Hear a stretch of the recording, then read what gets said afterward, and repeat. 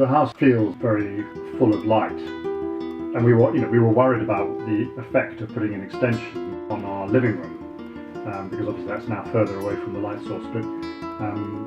But the effect of the rear extension is so kind of dazzling. That's my favourite part. The shape, the angles, the windows, the split level flooring, the way the space has been divided. That's the part that gives me most satisfaction. And I think we're just happier to be in a house that we had a hand in creating. That just, to me, that makes it a different place to be in. It's not just a house that we bought and moved into, it's something that we actually put our stamp on. Towards the end, after the sort of rubble and dust period, when you started to see rooms just emerging in the sense of what they would actually look like, how the light would fall, where you could put furniture, because I have got really bad visual imagination and I didn't know what things were going to look like, so it was quite exciting when that started to take shape. For a long time, things happened very, very slowly, and you would come back each day and think, what's happened today? And you'd look around and think, I haven't been here. But then suddenly, something would appear. There were days when it was actually quite exciting to come back home and realise that something was emerging.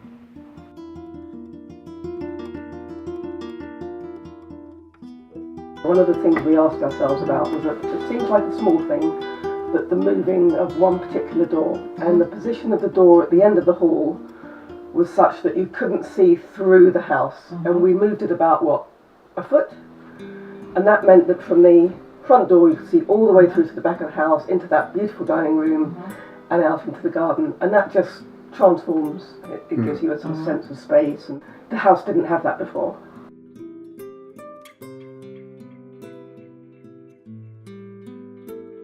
The original brief was for a loft or roof extension with 1 to 2 bedrooms and a bathroom, a ground floor rear extension to replace the existing and completely mismatched conservatory, and a 1970s add-on garden room. There was a fair bit of internal reconfiguration required, including removing of an existing galley kitchen and boiler room to create a utility room, a bigger family bathroom, and turning a small bedroom into a dressing room. A complete interior design was also required.